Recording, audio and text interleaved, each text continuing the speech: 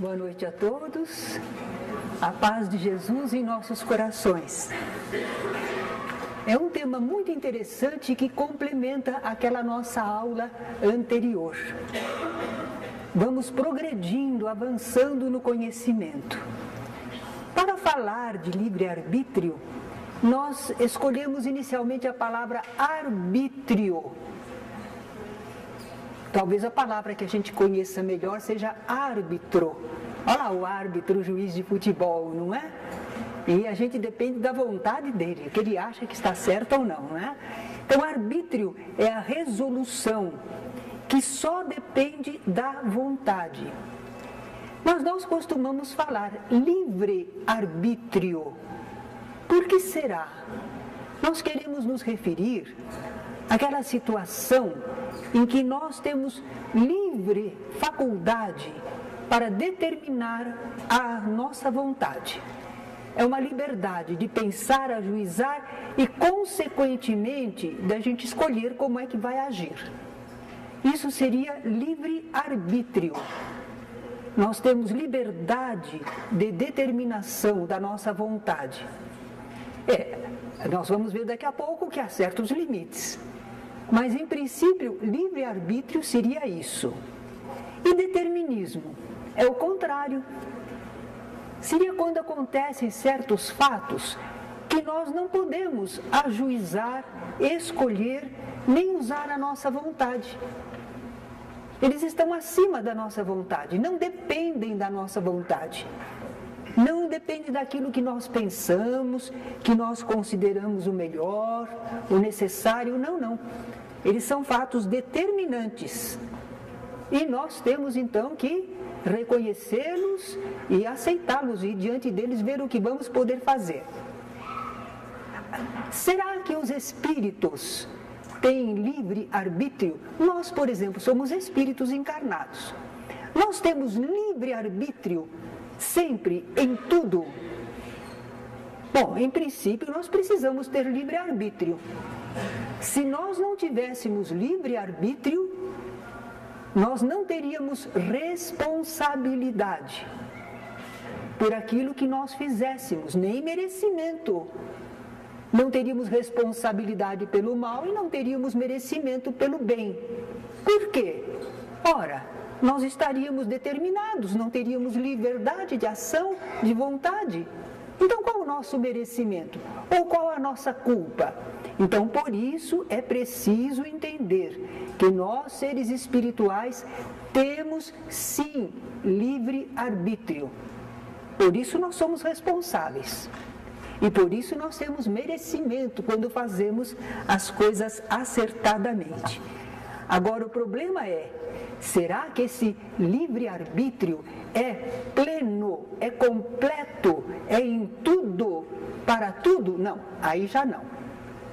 Aí nós vamos ver que não é assim o nosso livre-arbítrio, né?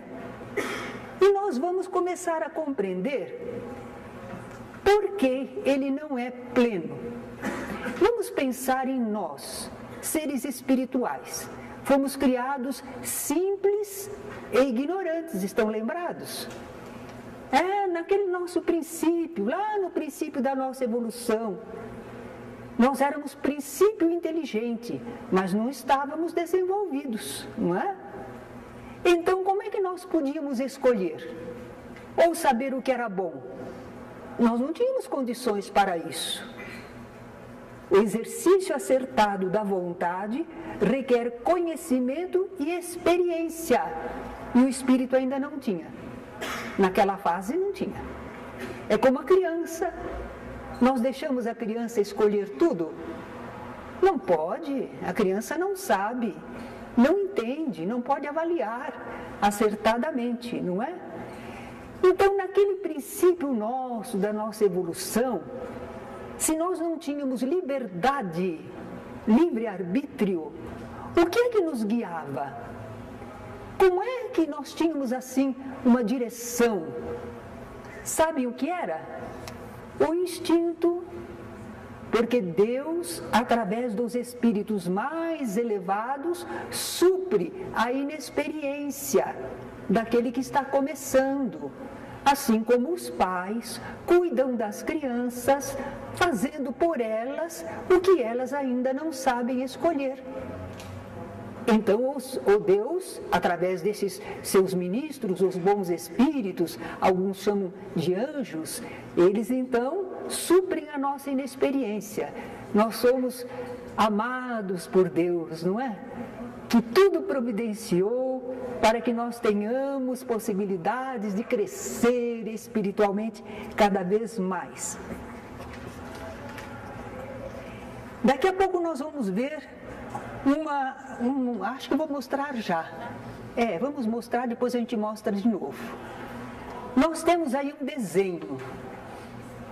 Esse desenho está escrito ali embaixo, determinismo. E vocês percebem que há um triângulo que está dentro de um quadrado. Essa parte do triângulo é toda determinismo. Aqui embaixo é total o determinismo. Olha aí, nós estávamos no começo da nossa evolução, aqui embaixo. E nós sofríamos determinismo totalmente. Estávamos guiados pelo instinto.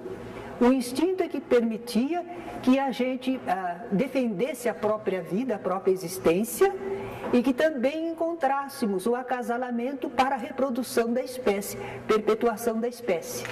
Era o instinto. Agora, acontece que trabalhando com esse instinto, que foi previsto por Deus para nos conduzir nessa fase inicial, nós fomos adquirindo alguma experiência, porque nós éramos submetidos a certos atos, a certas situações, e, princípio inteligente que éramos, nós íamos aprendendo. Então, reparem que na lateral começa a aparecer um espaço, e do outro lado também está começando o livre-arbítrio para nós. É um desenho sintético só para a gente poder entender. Do determinismo total, nós agora temos alguma pequena experiência de um lado e de outro. Então, nós estamos começando a ter algum livre-arbítrio naquilo que nós já estamos conhecendo, experimentando, sabendo. Agora, vejamos. Eu vou voltar um pouquinho. À medida em que o espírito evolui, começa a adquirir experiência, a desenvolver suas faculdades. Uma expressão que eu gosto de dizer, nós somos semente de anjo. Nós somos da mesma natureza, dos espíritos elevados. Nós estamos em desenvolvimento. A semente de uma árvore não parece com a árvore, mas ela tem todo o potencial, o mesmo potencial para se desenvolver. Então nós somos filhos de Deus, semente de anjo. Nós temos um potencial maravilhoso. E com as experiências do mundo corpóreo, nós estamos nos desenvolvendo. E passamos a ter já alguma liberdade de escolha naquilo que já conhecemos, que já experimentamos, em tudo não. Esse livre-arbítrio irá crescendo cada vez mais. E vai chegar aonde? Agora ela vai mostrar o desenho de novo. Porque está crescendo. O lado, a lateral, que é de livre-arbítrio, está crescendo, e está diminuindo o determinismo. E lá em cima vai ficar livre-arbítrio totalmente. Começamos com determinismo totalmente e vamos chegar a livre-arbítrio totalmente. Será que é possível? O espírito vai evoluindo, vai desenvolvendo o seu potencial e a compreensão das leis divinas. O que, por quê, para quê, quanto, como, com quem. Nós vamos nos desenvolvendo. Então, quando o espírito se aperfeiçoa, ele entende o plano divino. Ele chega a compreender as leis de Deus, o porquê e para quê. E, naturalmente, tudo que Deus faz é bom e é bem feito. E o espírito inteligente que evoluiu, quando quando ele compreende o plano divino, ele adere ao plano divino. Ele concorda. Ele não tem outra coisa melhor para propor, não. A sabedoria divina já propôs o melhor, o mais eficiente, o mais bondoso. Tudo na obra divina é assim. Então o Espírito, criado por Deus, Filho de Deus, desenvolveu a sua compreensão, compreendeu o plano divino, ficou extasiado, contente, ficou cheio de admiração pela bondade e grandeza do Criador e concordou e aderiu. Então agora nós vamos ter aí o exemplo de Jesus. Certa vez, Jesus disse: ninguém tira a minha vida. Eu de mim mesmo a dou. Tenho o poder para dá-la e tenho o poder para tornar a tomá-la. Esse mandamento eu recebi do meu Pai. O que Jesus está dizendo? Jesus está dizendo que se ele achar conveniente, ele doa a vida dele. E se for necessário e bom, ele encarna de novo. Ele toma a vida de novo. Ninguém tira a vida de Jesus. O pessoal pensa que ele foi atraiçoado, que tiraram a vida dele, que ele foi uma vítima. Não, ele tinha um planejamento. Ele ia se deixar sacrificar porque ele precisava dar a última lição. Qual é essa última lição? De que nós vencemos a morte, nós não morremos, nós retornamos. Quando ele ressurgiu, reapareceu espiritualmente, os seus discípulos perderam todo o medo daqueles que podiam matar o corpo, mas não podiam matar a alma, como Jesus, aliás, já tinha ensinado. Mas é admirável que a gente percebe que quando Jesus falou isso, é porque ele já tinha atingido aquele total livre-arbítrio. Ele estava integrado na vontade divina. Eu e o Pai somos um. Ele só fazia o que Deus queria. Eu não busco a minha vontade, mas a vontade do meu Pai. Era uma plena integração de Jesus na vontade divina. Então, nesse campo, quando o Espírito atinge esse desenvolvimento, ele tem liberdade total. Numa comparação imperfeita, quando nós temos a criancinha, não damos liberdade nenhuma, segura para cá, segura para lá. Quando já tem 3 aninhos, a gente dá um pouco de liberdade, precisa exercitar.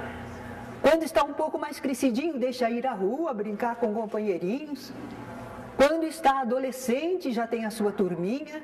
E quando chega a partir de 18 anos, ninguém segura, não é? Ele precisa da liberdade, de ser adulto. Então nós vemos o espírito de início totalmente dominado, mas num domínio de amor, num domínio que lhe proporciona o que é melhor para ele, o que ele precisa para o seu crescimento espiritual. E depois, com as experiências, ele vai crescendo no conhecimento, adquirindo mais capacidade, mais liberdade de vontade, até que ele chega a um pleno desenvolvimento. Só que aí, pela compreensão, pela inteligência desenvolvida, ele adere voluntariamente ao plano divino. Uma vez um rapaz me perguntou: espera aí, então Deus manda e eu tenho que obedecer? Eu falei: sem dúvida, sem dúvida. Você pode, se quiser, ser desobediente, mas você não vai encontrar as melhores respostas para você, para o seu bem, para o seu progresso. Então, nós acabamos entendendo que nós temos sim que atender à lei divina. Existe essa vontade superior, que é perfeita, que é bondosa, é um Pai, como ensinou Jesus. E nós então confiamos nesse Pai e trabalhamos de acordo com a vontade desse Pai, não é? Então agora nós vamos ver. Estamos já na escala humana. Nós não estamos lá naquele princípio, determinados totalmente.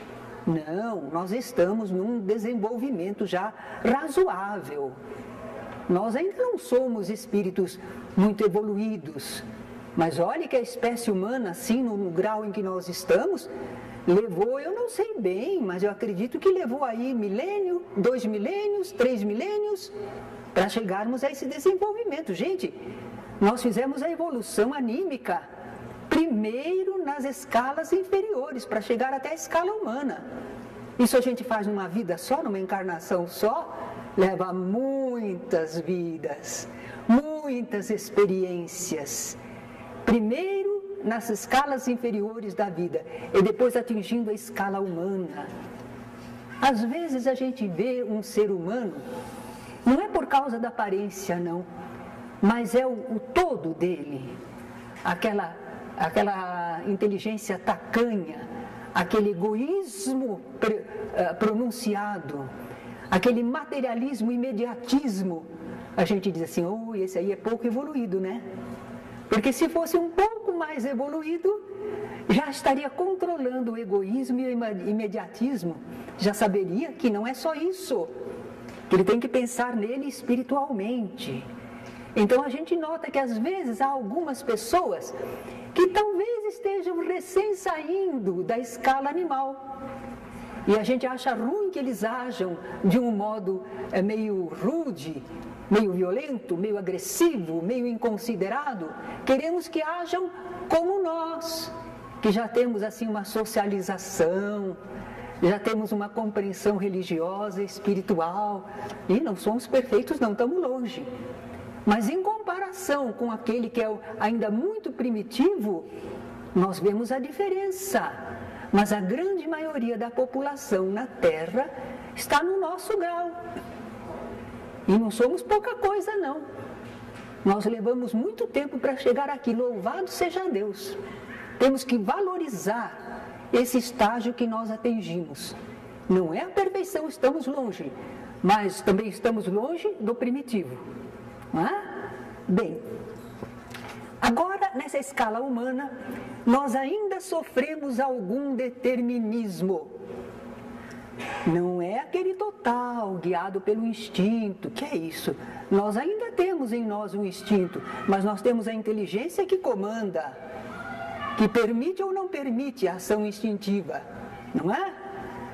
Nós sofremos algum determinismo, condições impostas pela providência divina, visando a continuação obrigatória do nosso progresso. Tem de progredir, não pode ficar parado. O espírito consegue estacionar algum tempo, mas não muito, porque as experiências estão ocorrendo. Mesmo que a pessoa queira ficar parada, a vida ao redor dela não para, né?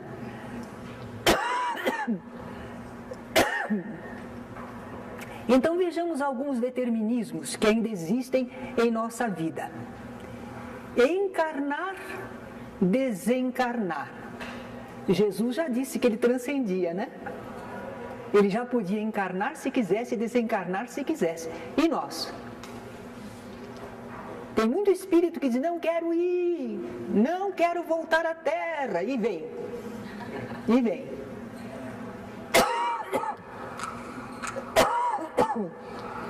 Porque já passou o tempo certo dele estar no plano espiritual, de recapitular o que já fez, de programar a sua vivência de novo aqui na Terra.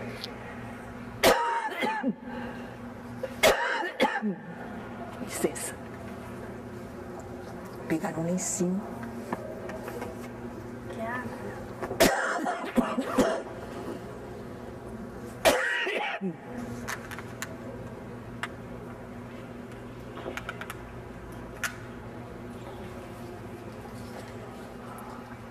É verdade que às vezes as pessoas praticam suicídio.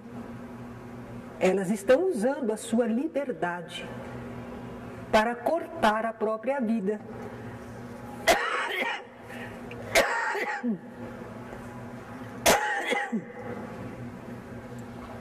A encarnação Mas sabem que os suicidas, quando se comunicam em nosso ambiente, nas reuniões mediúnicas, a grande maioria deles, a primeira coisa que dizem é: eu pensei que acabava tudo, e não acaba. Ele pensou que se matando, terminava tudo, morreu, acabou. Mas ele está vendo que não acabou. Então é a primeira consequência para ele. Segunda, ele às vezes pensava que ele ia deixar alguém sofrendo, porque me fez sofrer, mas agora vai ficar com remorso, porque eu vou me matar. Acontece que a outra pessoa nem ligou, continuou sua vida. Segunda decepção para o suicida. Outra coisa que ele não esperava. Ele só pensava nele, na situação dele, mas a família sofreu muito com a morte dele. Não compreende. Todos ficaram tristes. Traumatizou pessoas da família. Ele não queria isso. Mas ele está vendo o que causou. Às vezes ele ainda não conseguiu se desvencilhar do corpo, porque o corpo estava cheio de vitalidade. Não foi uma morte natural. Foi provocada por ele. Então, alguns espíritos continuam se sentindo presos ao corpo, e o corpo está em putrefação, está se desfazendo. E ele sente como se fosse nele, porque ele está ligado ainda ao corpo. É um sofrimento muito grande. Então, nós que fazemos o diálogo com os espíritos, podemos conhecer o que acontece com a criatura que se suicida. Não é fácil. Naturalmente que existem as atenuantes de quem estava fora de si, de quem isto ou aquilo. Deus é perfeitamente justo, tudo é levado em consideração. Mas sempre há consequências para o suicida. Através da Ivone do Amaral Pereira, nós tivemos o livro Memórias de um Suicida. É um romance, mas que não é romance, é tirado da vida real de um grande escritor que se suicidou. Então a gente vê o que ele passou, em que ambientes ele esteve, como demorou para ele poder se recuperar. E nós vemos toda a situação do suicida. Não era o que ele esperava. É como a gente quando pega um fruto verde e põe na boca, trava. É desagradável. Não é como o fruto maduro. Quando nós vamos para uma morte natural, ela pode ser difícil, o tratamento prolongado, mas quando chega o instante final, é como o fruto maduro que se desprende da árvore. Não há problema nenhum, mas nós às vezes provocamos a situação, não é? Então, encarnar ou desencarnar são determinações ainda em nossa vida. Precisamos encarnar, precisamos desencarnar. Ninguém vai ficar para semente. Se a gente não desencarna, não finda um período, não se faz avaliação do certo e do errado, das consequências, onde eu preciso melhorar, o que eu tenho que voltar para corrigir. Então nós precisamos da desencarnação, é como balanço de fim de ano, para avaliar lucros e perdas. Habitar um determinado mundo. Por que será que a gente nasceu na Terra?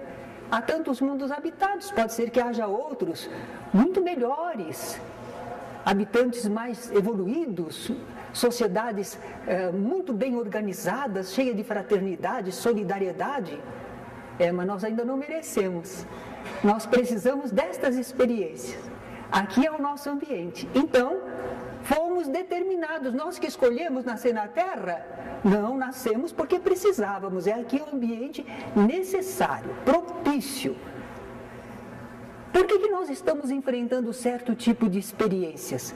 É tão difícil, é tão diferente a vida de um para outro, não é? Há pessoas que passam por determinadas experiências repetidamente, problemas na família, isso, aquilo, outro. Outro passa mais por questões de saúde, questões de traição, uma série de coisas. E nós notamos que há uma média de experiências que quase todo mundo tem. Mas existem algumas experiências que são mais próprias da vida desta pessoa ou daquela outra pessoa. Nós notamos isso. E por que as experiências são diferentes? Porque nós somos diferentes. Nós estamos em diferentes estágios de evolução. Nós tivemos já encarnações anteriores, nós estabelecemos laços, causamos problemas ou tivemos merecimentos. Então, cada um de nós é um. A nossa vida não é igualzinha à do outro. Na média geral, sim, nós temos as mesmas necessidades básicas, inclusive para evoluir. Entretanto, particularmente, cada um de nós precisa de determinadas experiências. Não está acontecendo por acaso, não. Ou elas foram programadas para nós, ou nós as provocamos. E nós temos que enfrentar e precisamos dessas experiências, não é? Nós estamos sujeitos à lei de causa e efeito. É uma lei divina. E nós não conseguimos transcendê-la. Agiu, vem a resposta. Quem semeia ventos, colhe tempestades. Nós queremos semear alguma coisa de bom para colher alguma coisa de bom. Não há escapatória. Todos os nossos atos, todos os nossos pensamentos, lembram da aula anterior? Nada fica sem uma resposta. Então nós estamos sujeitos a essa lei. Ainda bem que estamos sujeitos a essa lei, não é? Senão a gente pensa que não teria controle no universo. Salve-se quem puder, não é? Mas não é assim. Para a justiça humana, muita coisa passa despercebida.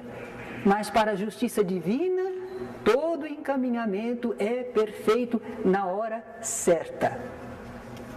Como é que nós podemos reconhecer o determinismo em nossas vidas? Como é que nós podemos reconhecer, além daquelas coisas gerais, situações e acontecimentos muito importantes que podem influir em nossa evolução e que nós não provocamos nesta vida, não. Nós não tivemos oportunidade de avaliação e de escolha. Quando a gente viu, já estava no meio da situação. Vamos pensar assim. A gente nasce em determinada família. Eu queria nascer na família do Rockefeller, mas nasci na família do pobrezinho. Uma determinação. É onde eu devo estar. Uma família que tem problemas de saúde na hereditariedade. Por que eu fui nascer naquela família? Eu tenho laços com aquela família. Ou necessidade daquela experiência. Então é lá que eu nasci. Eu fui determinada para lá. Não, eu não escolhi não. Quando eu vi já estava lá. Mas era o necessário. Era o que eu precisava. É onde eu vou ter oportunidade de progredir ou me reajustar. Então é por isso que a gente está colocado em situações contra as quais nós não podemos lutar assim, de frente, modificar. Nasce uma pessoa com paralisia. Nasce paralítica. Ela escolheu? Não, provavelmente não. Se bem que a gente vai ver a aula escolha de provas, não é? Mas normalmente não. A pessoa às vezes queria fazer o que queria e não ter consequências, mas a lei de causa e efeito pegou, olha aí. Agora você enfrenta. É castigo? Não, Deus é amor. Deus não quer ver ninguém sofrer. Então por que a pessoa está sofrendo? Porque ela gerou aquele sofrimento. E só enfrentando é que ela vai se disciplinar. Deus é educador, não é carrasco. Ele está nos educando no pensamento, na capacidade de pensar, de sentir e de agir. E é colocando-nos nessas situações que ele faz que a gente desperte para compreender o que é bom ou o que não é, né? Agora, por pior que seja a situação, e às vezes a situação não é ruim, não. Às vezes nós fomos determinados para nascer numa família de boa organização, fraterna e que não passa necessidades. E a gente está todo contentinho. Nasci numa família boa, não vou passar necessidades. Gente boa. Só que a gente não percebeu por que a gente veio para ali. É para ver como a gente se comporta. Tendo tudo, não faltando nada. Vamos ver se você lembra de Deus, da responsabilidade, da fraternidade, da solidariedade. Será? Ou será que você vai dizer, bom, não tenho nada com isso. Olha, se você veio em tal situação, Deus é que sabe. Eu acho que eu mereço, porque olha como Deus me colocou bem. E a pessoa, então, no seu egoísmo, na sua ignorância, não entende que a lição era para seja útil, sirva, cresça intelectualmente, estude.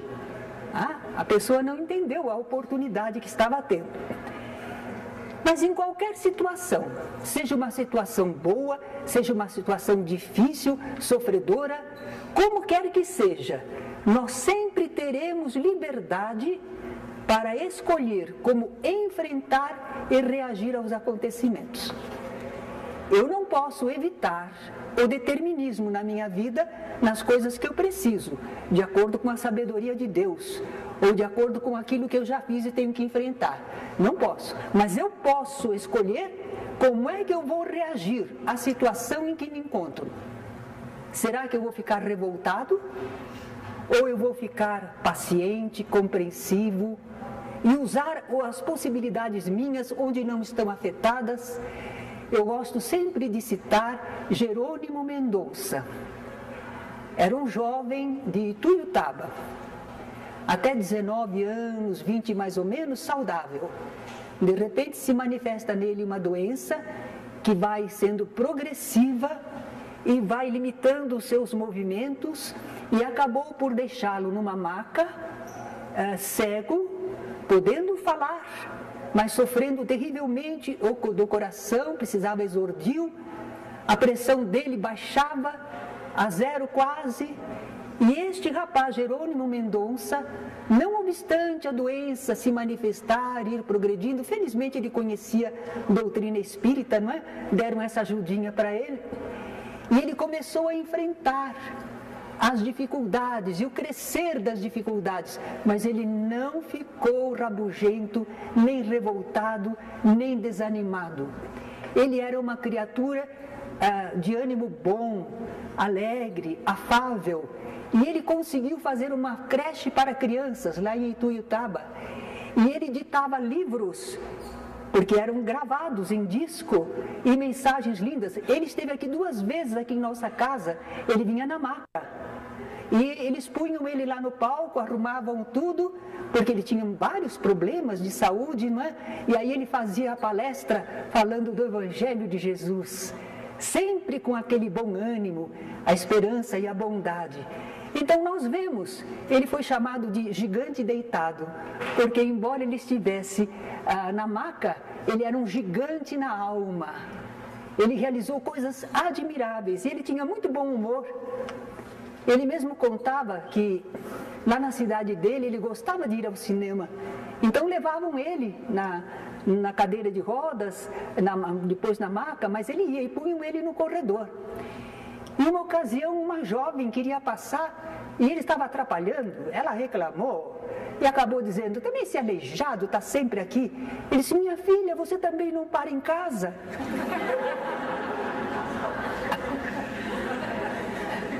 Ele tinha um humor admirável.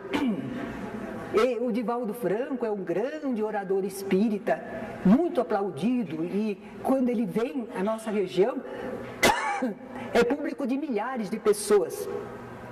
Então ele dizia assim, o Divaldo é muito aplaudido, mas eu saio carregado.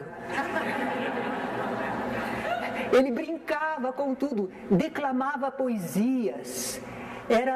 A gente via o quê?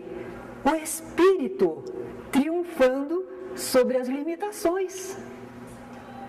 Ele precisava ficar o tempo inteiro preocupado com as suas limitações, só falando das suas limitações, e paradinho lá, ai, quem eu sou, coitadinho de mim, não posso fazer nada, Deus me castigou. Ele não pensava assim. Ele via o que ele podia fazer com as áreas que não estavam afetadas pelas limitações, e realizou uma vida admirável. Então é isso que nós dizemos, olha, sempre teremos liberdade para escolher como enfrentar e reagir aos acontecimentos. Não há determinismo, não há fatalidade nos atos da vida moral. Na vida física nós temos limitações, não é? Alguém pode nos constranger, nos obrigar, mas moralmente não. Galileu Galilei, obrigado a dizer que era o sol que se movia ao redor da terra, ele murmurou baixinho, e no entanto se move. Quer dizer, ninguém podia mudar ele, o que ele entendia, o que ele sentia. Constrangiam por fora, não é? Então nós estamos chegando à conclusão de livre-arbítrio e progresso.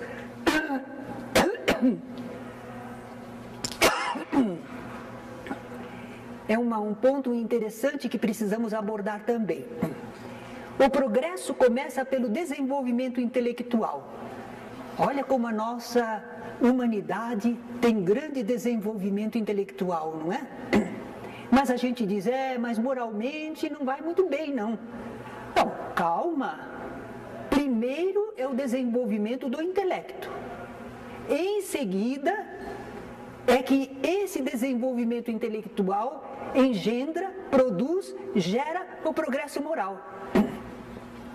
Uma vez que o espírito pode realizar muitas coisas e entendê-las, ele acaba percebendo quando é bom, quando não é. Pelos efeitos, nós compreendemos o bem ou o mal. E uma definição que eu acho que acredito que já comentei com vocês, que é ótima para a gente entender essa história de bem ou mal. O bem é bom para todos, o mal não é bom para ninguém. A pessoa faz alguma coisa pensando que está lucrando, mas está se prejudicando. O mal não é bom nem para ela. E o bem é bom para todos. Quando nós vamos progredindo assim, aumenta o nosso livre-arbítrio e aumenta também a nossa responsabilidade. Tem gente que não quer progredir. Se eu progredir, eu fico responsável. Não quero, deixa eu como estou. Mas não pode, fica limitado, não compreende, age errado, não é? Então nós vemos que o progresso moral decorre do progresso intelectual. Então a nossa humanidade está progredindo intelectualmente bastante. E vai chegar a progredir moralmente, é decorrência. Às vezes, não segue de imediato esse progresso. Demora em estabelecer ligação causa e efeito, o ser demora. E eu gosto de citar aquele exemplo, acho que eu já falei. O médico que conhece o aparelho respiratório, sabe o que o fumo faz no aparelho respiratório e ele fuma. Porque ele tem um conhecimento intelectual, mas às vezes ele não tem a vivência. Ele ainda não chegou nesse ponto. Só quando ele tiver a experiência pessoal. Bom, eu acho que a gente devia aprender com aquele ditado popular. Quando a gente vê as barbas do vizinho arder, a gente põe as nossas de molho. Nós somos inteligentes, nós estamos vendo o que causa no nosso semelhante. Como é que a gente vai se expor ao mesmo problema? O progresso, enfim, é uma determinação divina. Allan Kardec compara assim o progresso, essa vontade divina, como a marcha da água. Ela vem vindo de uma fonte. E a água, então, ela vai rompendo as barreiras. Às vezes ela encontra uma limitação, mas ela vai se acumulando, e aí ela passa por cima. Ou empurra os impedimentos. E ela vai em frente. Porque lá da fonte vem sempre mais água. Não passa, não para. Vem sempre. Então o progresso determinado por Deus, que é essa lei, é assim conosco. Ela vai nos levando, não adianta lutar contra o progresso. Nós temos que entender e seguirmos a marcha do progresso, não é? Porque se nós não seguimos, nós nos tornamos como que obstáculos que serão removidos de uma maneira ou de outra, não é? Então o espírito evolui, sem nunca retroceder. É ordem divina, para frente, para o alto. É ordem divina, todos nós, todos nós.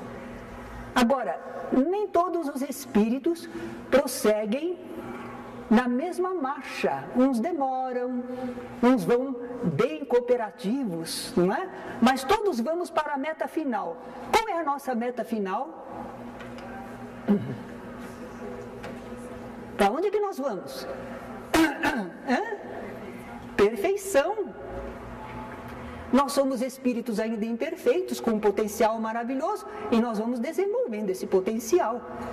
Nós vamos desenvolver até chegar à plenitude do desenvolvimento. É isso que a gente chama de perfeição. E daí, atingir a perfeição. E agora? O que é que eu faço com a perfeição?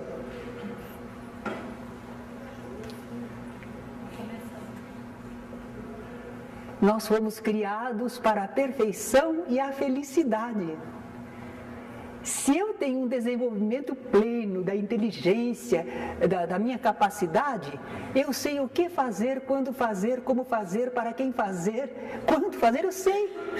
E se eu sei e posso, eu vou fazer sempre aquelas coisas boas que dão aquele retorno admirável. Então eu vivo nas boas obras que eu realizo, nos bons efeitos que eu provoco.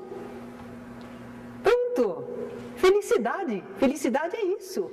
Você ser capaz de agir com acerto, em qualquer situação, com qualquer pessoa, sempre. E você não provoca efeitos desagradáveis, você só provoca efeitos bons. É aí para isso que nós estamos marchando. A meta final é a perfeição e a felicidade. No dolmen, naquele monumento do túmulo de Allan Kardec, escreveram uma frase que alguns diziam que foi ele que escreveu. Não, não foi ele, mas reproduz todo o pensamento da doutrina espírita. Nascer, morrer, renascer ainda e progredir sempre, tal é a lei. Essa é a lei divina, não é? Nós nascemos na vida corpórea, nós um dia morremos, é determinação, mas progredimos sempre, tal é a lei. Nós renascemos e progredimos. Nós temos aqui uma página que é do Charles Chaplin. Eu achei que cai bem para a aula de hoje. Diz ele: tudo depende só de mim. Hoje levantei cedo, pensando no que tenho a fazer, antes que o relógio marque meia-noite. É minha função escolher que tipo de dia vou ter hoje. Posso reclamar porque está chovendo, ou agradecer às águas por lavarem poluição. Posso ficar triste por não ter dinheiro, ou me sentir encorajado para administrar minhas finanças, evitando o desperdício. Posso reclamar sobre minha saúde ou dar graças por estar vivo. Posso me queixar dos meus pais por não terem me dado tudo o que eu queria, ou posso ser grato por ter nascido. Posso reclamar por ter que ir trabalhar, ou agradecer por ter trabalho. Posso sentir tédio com as tarefas da casa, ou agradecer a Deus por ter um teto para morar. Posso lamentar decepções com amigos ou me entusiasmar com a possibilidade de fazer novas amizades. Se as coisas não saíram como planejei, posso ficar feliz por ter hoje para recomeçar. O dia está na minha frente, esperando para ser o que eu quiser. E aqui estou eu, o escultor que pode dar forma. Tudo depende só de mim. Vamos com essa coragem, não é? Com esse entendimento, começarmos a moldar os nossos dias para melhor. A doutrina espírita contribui com tanto esclarecimento. E a inspiração de alguém traz isso de uma forma bem singela para nos convidar à coragem e à alegria de viver. Obrigada.